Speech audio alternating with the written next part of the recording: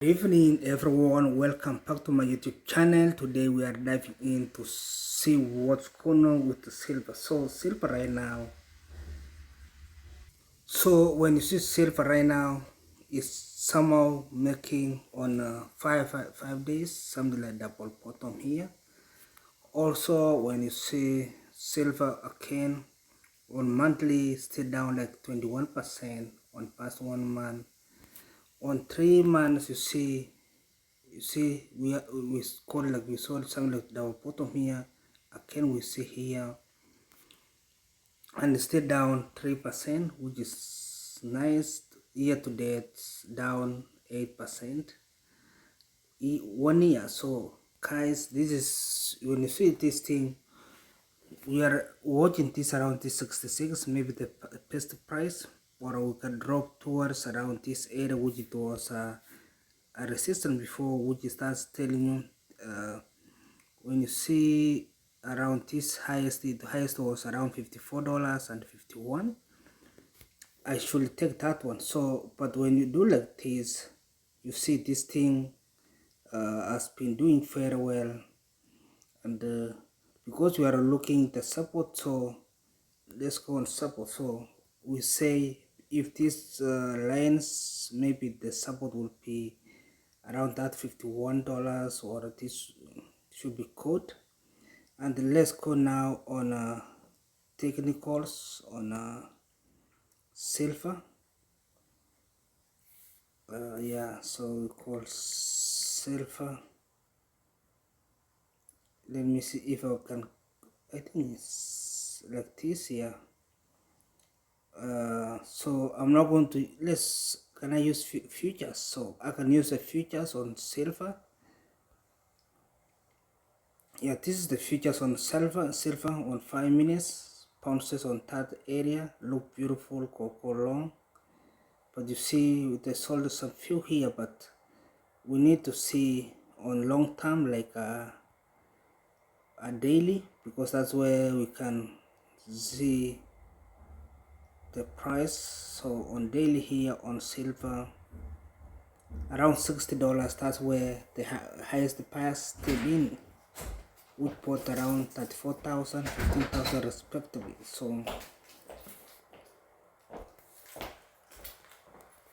yes, so let's see if you have the news for silver. View of an analyst and a person who was able to retire at 38, which is why I focus so much of my content on planning for retirement.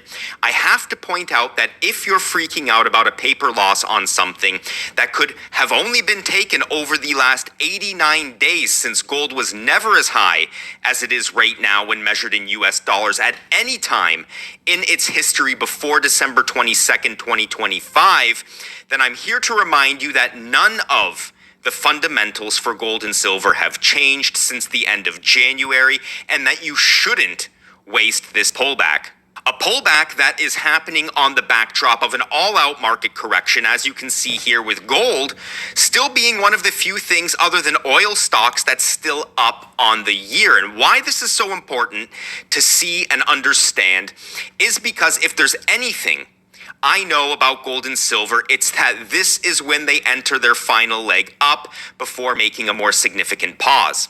And that's exactly what I want to talk about in this video, because I kind of coping mechanism to deny the end of the bull run impression.